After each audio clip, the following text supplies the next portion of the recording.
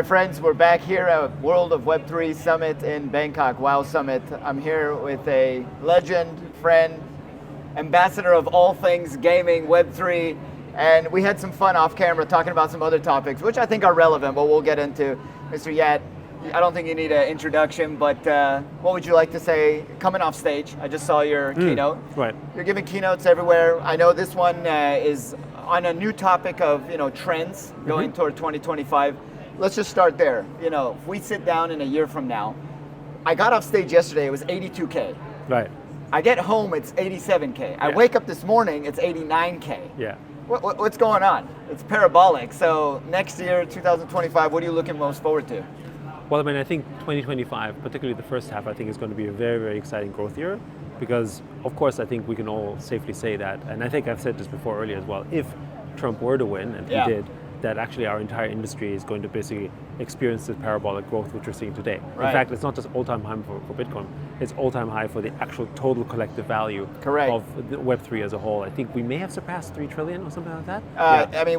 Bitcoin itself flipped silver. Yes, exactly. Which is a monumental occasion. Okay, that's correct. Exactly. And it pulls everybody up. Exactly. Everything and everybody. That, by the way, is what I'm so excited about Web3, which is that in Web3, when one of the ecosystems does really well, it actually pulls everyone up because the network effects and the liquidity of those network effects actually transfer across all of the different chains because of the permissionless nature of blockchain, which doesn't happen in Web2, right? So I think that's something that's actually exciting, which means it's literally like rising tide lifts all boats, right? And that's actually the 100%. Way that we as Animoca have thought of our investment strategy and also building strategy, which is why we're multi-chain, cross-chain, across all ecosystems. Which ones are the ones that can help mass adoption the best or serve the mission of digital property rights? That's kind of how we've been thinking about it. You said a key word there that I think a lot of people think of but don't speak about. A lot of people want but don't build, multi-chain. In my opinion, other than things on TPS rate, solutions, which is very important for obvious reasons on payment, multi-chain, in my opinion, is the single most important part for the final piece. There's many pieces, but the final piece to get to all-encompassing, you look at multi-chain because there are so many chains, and there are so many wonderful chains doing great work. And they're all kind of agnostic in their own route. They're doing their own thing. But to be able to connect them and then come to gaming. Right? Gaming is a wonderful place.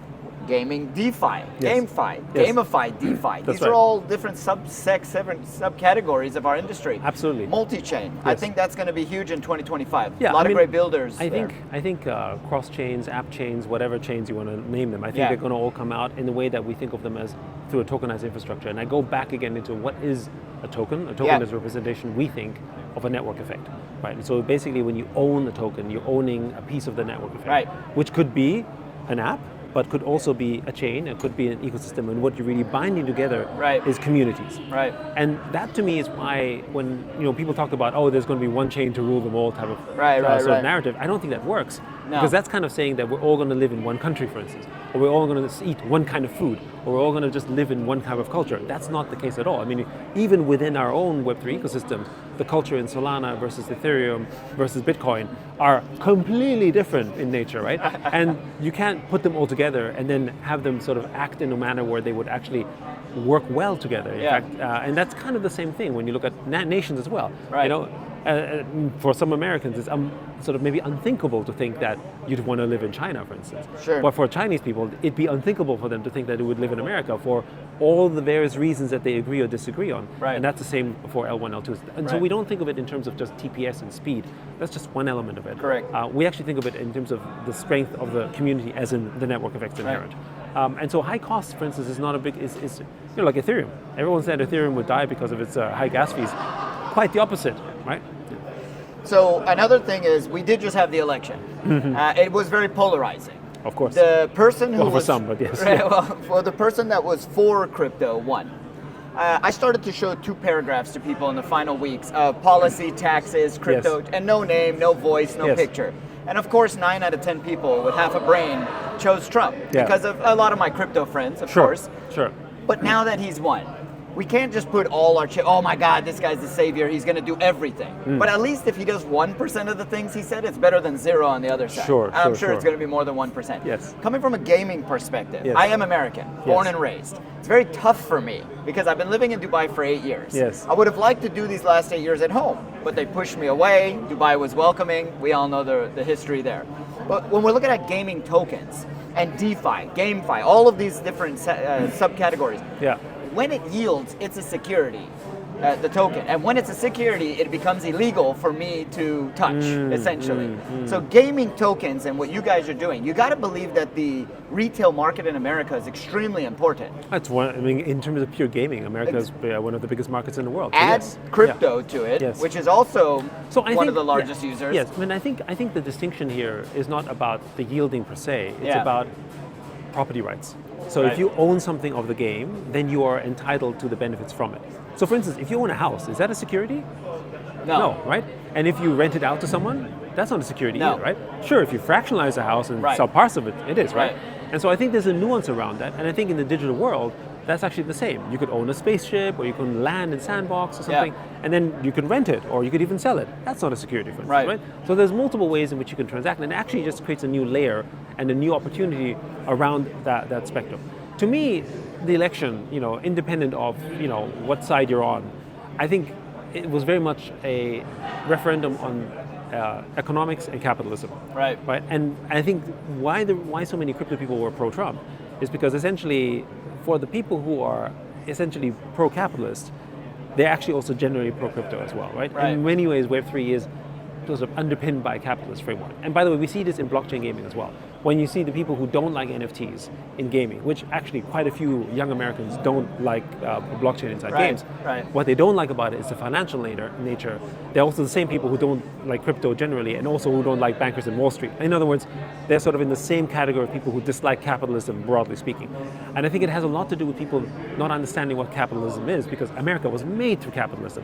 The great 100%. companies, the innovation that was sort of that is America came through the spirit of capitalism. And I think we are not doing enough to educate people what that is. And part of it, and this is why I'm so excited about Web3, is that capitalism hasn't been fair to most people. Right? It's been very centralized. It's been very controlled by a few small actors who've been monopolizing more and more. Right. The top 10 companies in America have over $1 trillion of cash, and what are they doing with it? Nothing. They're not even investing, right? And that's kind of one of those issues. In Web3, though, that's much more distributed. Everyone has an opportunity, and I think that's actually one of the reasons why, at the end of the day, I think Web3 will win. And Web3 gaming and the opening up of the West, hopefully, I think is going to be such a massive opportunity, because now the retail market in troves can come in.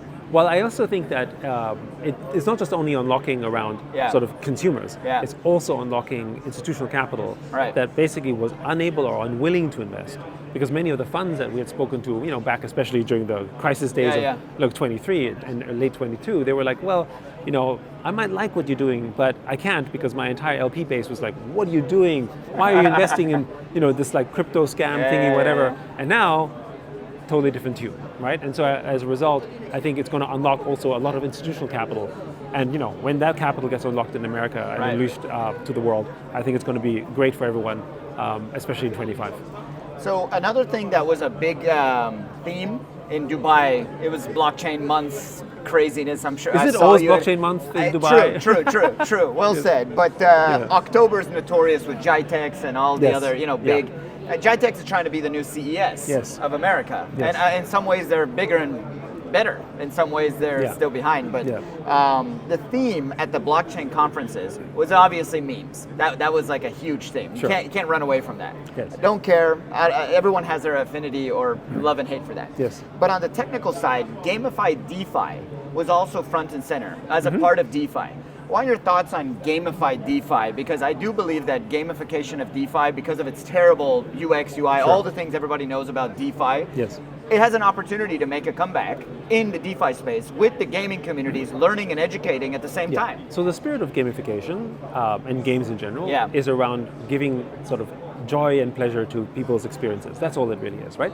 And so what people have figured out in the gaming world is how to make an experience like that really fun and entertaining, so that it can go to the next level. For instance, how do I induce you to play 1 hour longer? Or how do I make it fun and entertaining so that you want to go into one craft or another? And to me, gaming and gamification is really the art of storytelling. So if you can take that same type of skill in storytelling and put that into a product, then actually you grow massively. And you see the most successful products out there aren't just raw tutorials or look like a manual. They actually tell a story, and they take you and craft you through an experience, and they make it fun and entertaining, and there's a little bit of achievement involved, and then you feel good for that achievement. That's gamification. And I think, to me, what I'm so excited about Web3 in this case and DeFi is, through gamification, we're going to teach people about financial literacy, because so much of the world doesn't actually understand anything about money, which is why they fear it, which is why they seem to be against it. 100%. But actually, if most of the people understood money and actually what it means to invest and what it means to build capital and have property, then actually I think we'll have a much safer and better world overall. Do you remember a game, I guess it was a game, called DeFi Kingdoms from Harmony One? Yes. And then they bridged to Avalanche and they created an Intel game. Okay, I don't care what people think about its sophistication, but it was a really good educational tool. Well, I mean, for instance, if you look at Axie Infinity, the millions of people in the Philippines that basically didn't even have a bank account, and now they basically got financially onboarded. And taxi drivers were accepting SOP at one point. Exactly. and then now, even if they're not using it in that manner, they have a wallet, and it's opened up the world 100%. to them in terms of, hey, what is this world of tokens? 100%. How can I own this asset, this network asset that means something? And actually, you've just opened up the world to them. 100%. It all starts with education, and that's the most cliche thing, but the boomer generation all the way down to Gen, I guess, what is this, Alpha, after X, and Z or whatever, Alpha, very young, under 10 years old. These two categories are going to need extreme education. Everything in the middle, we're kind of brought up with the phones, and if you choose. But even if you have a phone, that doesn't mean you're financially educated. If you choose to go that way and open your first wallet, because let's be honest, even in a room such as this and a full of crypto, you'd be surprised how many people aren't still technologically or financially savvy. Sure, of course. I'm not talking bad. I'm just talking real. Yes. But the boomer generation is left behind, and the new alpha generation is too early. But they're going to be the biggest users of this. They're going to only grow up with digital. And we can teach our children algebra and all sorts of complex math. I mean, if I take a look at some of the math work that my youngest is doing, I'm like, holy shit. And then actually that's pretty difficult. I got to actually sort of concentrate on that. You can certainly teach them economics, right? And I think that's also the reason, one of the other missions that we have at Animoca Brands, right, with the support that we do with Open Campus, is we do want to push education very much in Web3, because that's really important. On that note, what is your company looking forward to? Like, where are you guys putting your money in 2025? Obviously, you did well in gaming. That you guys are known as the gaming lead. But I've heard, and I know some of the friends working with you and under you that we've done a lot in Deepin, for instance. Correct. Like, we've what's done a lot another in one AI coming and whatever. in 2025? So I would say, outside of the classic narrative, I consider Deepin a classic narrative at this point. I don't consider it something that we've never heard of it, right?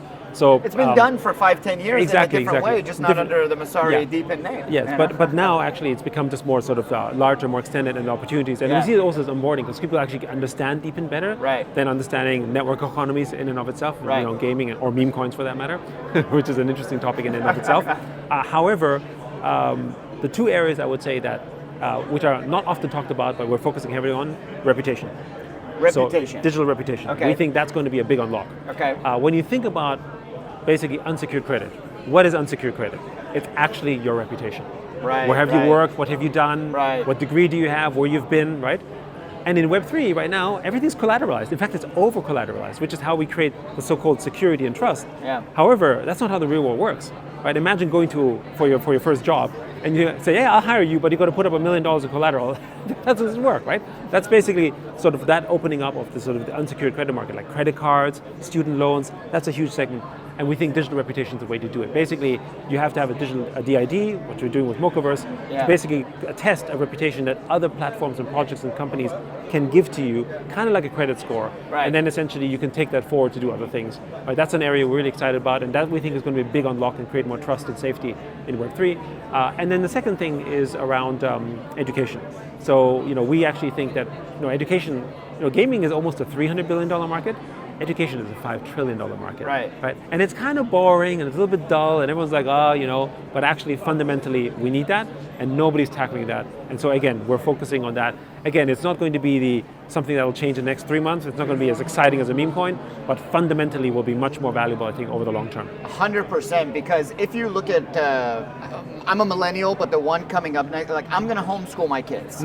And even Trump the other day said there's going to be incentives for homeschooling because he understands the trend. Yes. After COVID, remote learning and all that. Ours is a personal choice, but we're going to need platforms. Yes. We're going to need better platforms. Yes. I look at the metaverse and what they failed on in education and what the opportunities are in education. Well, think about how much, however, now you do on online education as well. 100%. And most people don't even consider YouTube as a learning platform when it is, in fact, the largest learning platform in the world today. Brother, my wife got a nursing practitioner degree from USC, one of the best. She only went to 2 days of class. Right. And took the test and is certified and everything by the state board and everything. That blew my mind. Right. Actually, Yes. that it's such a big degree, such a hands-on, but no, she had the experience. I mean, there you go. Yes, At exactly. the top level, they're already telling us the path. Indeed. So education is the way. We think so. What's your quick thoughts on CZ's educational platform? I think it's fantastic. Because he came out, he's been working on it. Yes. You know? I think with Giggle, he's actually really trying to make an impact. Yeah. His big goal is to basically bridge literacy, I think, and basically make the whole help the ones who don't have access to school become more literate. Right. And to me, that's just improving the state of the funnel of the world, right? Right. Because basically, if you feed people how it's don't give them fish, feed them how to fish, right? And it's basically teach them how to fish. That's basically what he's doing, and I think it's great. I think for CZ also he's trying to basically build a lasting legacy for something that he sort of for his next chapter, as he put it, and I think it's great. And very much aligned to how we want to see the world as well in terms of improving the state of education. 3 final kind of rapid fires. Sure. I want to know. Everyone wants to know from the king of gaming. I want to know. Yeah. GTA 6, Grand Theft Auto 6 is coming out. Will they go Web3?